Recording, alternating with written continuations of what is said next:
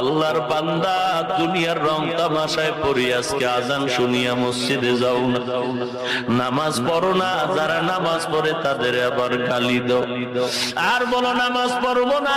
কে পারে আমাদের নামাজ পড়াবে?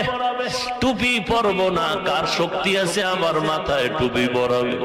আমি লম্বা জামা পরবো না, কে পারে আমার গায়ে লম্বা জামা পরাবে? ওরে বাবা, লম্বা জামা তো পরলি, মরার পরে সোজা হইয়া পড়লি, যদি আগে পড়তি জান্নাত পেয়ে যাইতি।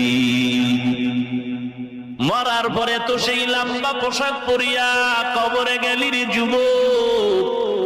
ও বৃদ্ধ বাবাজি, ও পর্দার আড়ালের মা,